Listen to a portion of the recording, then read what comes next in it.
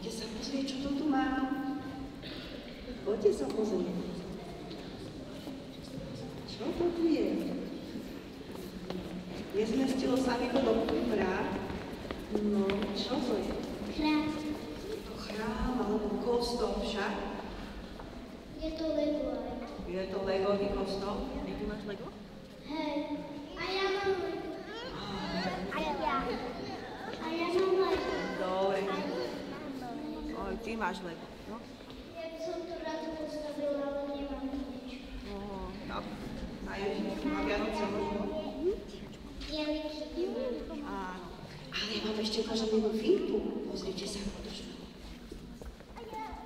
Sa dá otvárať. Pozrite sa. Pozrite sa, tu sú, čo tam je všetko? Čo tam vidíte? Kríž. Kríž. Čo tam je ešte? Oheň. Oheň, to má byť večné svetlo. Kríž. Kríž. Čo tam je ešte? Ešte kvet. Čo? Ešte je tam aj niečo také zelené. Kvietky sú tam. Tam aj lavičky a dvere. No, ešte čo? Sú tam okná. Okná, ešte čo? Sú tam ešte aj odžák, aj taký dielk, čo potrebujem. Áno, ešte čo je tam? Je tam ešte strecha. No, Božie telo. Božie telo. Oltár. Áno, takže toto je taký iba maličký kostolík z lega. Ale my sme aj v takom veľkom ozajstnom kostole však. Pozrite sa tak okolo seba. Čo je tu také nejaké výnimočné, niečo také, čo doma nemáme? Sú tam nakreslené obrázky Ježiš a je tam aj Ježiš a anieli. Áno. Doma máme také na stene namaľované obrazy? Väčšinou asi nie. A predstavte si, skúste sa pozrieť na tieto hore. To keď maľoval ten maliar, on si musel urobiť také lešenie a musel tam lehať. Poležiačky maľoval, to tak machalo asi aj tá farba na tvár, bolo to ťažké, ale celý tú výzdobu čo najkrajšie ako vedeli. Však?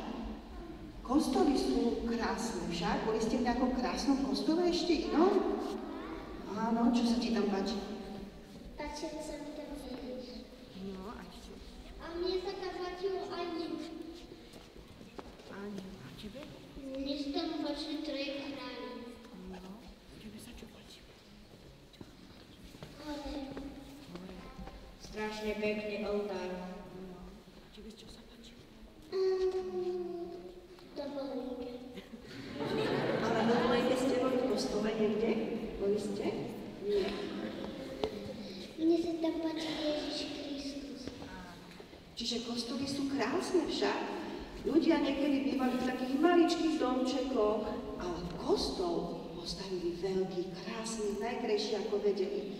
Vymaľovali ho, dali tam zlaté ozdoby. Vidíte zlaté ozdoby? Zlaté ozdoby. Krásne, lebo chceli tak vzdať Bohu úctu a slávu. Že si ho vážia, že si zaslúži mať najkrajší dom. Verili tomu, že Pán Boh tu prebýva a že je tu Boží duch. Že je tu v kostole Boží duch. A preto kostoly sú také nádherné. Ale v dnešnom Božom slove sme počuli takú úžasnú vetu. Pamätáte si, čo tam bolo také povedané? Že je tam Boží chrám. No a ešte? No, že nech zberajú tento chrám a ja ho za 3 dní postavím. A tí Židia povedali, že tento chrám ustavali dlho, že ho za 3 dní nepostavili.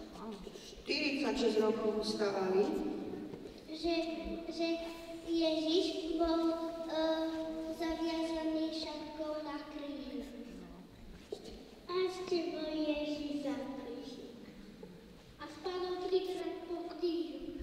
Dobre, ale dneska sme počuli, ešte predtým, ako bolo evanjelium, že taký Boží chrám je svätý a že tým chrámom sme my. Že Pán Boh nás stvoril tiež takých krásnych, nádherných, ako je tento chrám, a že nám dal tiež Božieho ducha. že v každom z nás, v srdiečku každého z nás je taký istý, on řekol, Boží duch, ako v tomto nádhernom kostole.